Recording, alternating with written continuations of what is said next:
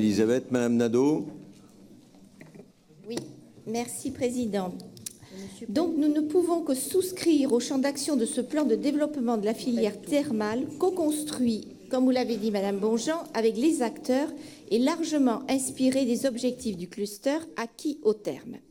La stratégie choisie d'axer sur du thermalisme de santé dans un souci de développement durable et de prévention est tout à fait pertinente, même si elle ne date pas d'aujourd'hui. Elle était déjà développée avec des exemples concrets dans le livre blanc du thermalisme qui datait de février 2008.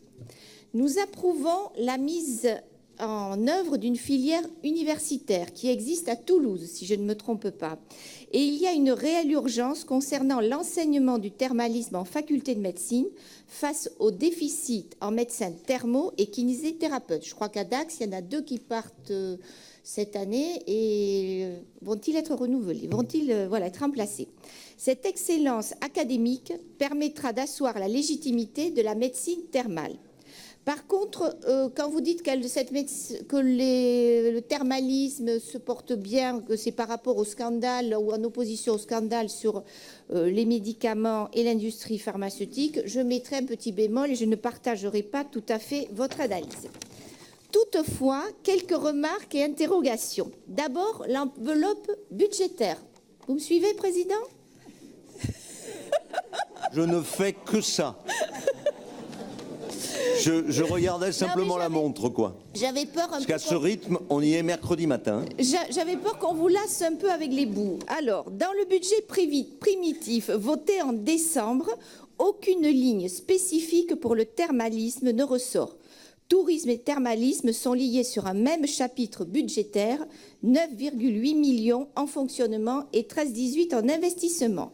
Vous parlez de mise en œuvre d'un plan ambitieux, mais quand on le compare aux 20 millions mis sur le plan de thermalisme 2016-2020 en Auvergne-Rhône-Alpes ou les 37 millions tourisme et thermalisme en région Occitanie, les moyens aquitains ne semblent pas à la hauteur de l'ambition affichée. Donc, quelle enveloppe globale? Quelle enveloppe par champ d'action? Quels seront les critères d'éligibilité, les plafonds pour les investissements dans les établissements thermaux? Une harmonisation entre les 3 régions a-t-elle été faite? Thermalisme de santé, oui, mais vous vous référez en préambule au SRDE2I en citant l'axe prévention, bienveillir, tourisme de santé. Ce tourisme de santé est pour moi en contradiction avec la stratégie choisie, le médical, pas le thermoludisme. À la feuille de route santé votée en décembre, il y a un volet prévention, santé, environnement.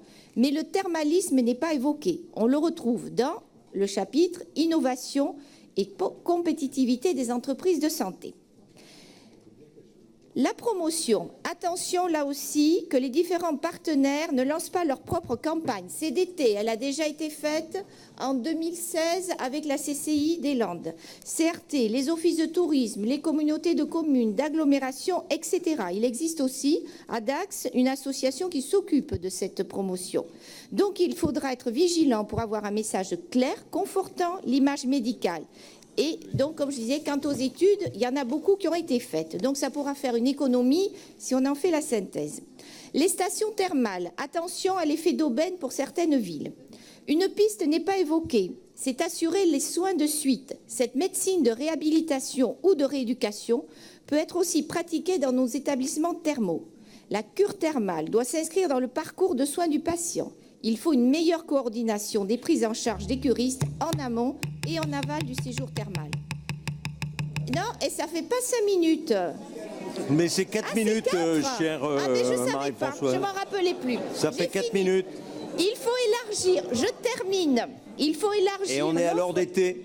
Il faut élargir l'offre de promotion de la santé à l'éducation thérapeutique et dynamiser la recherche dans le domaine de la médecine thermale.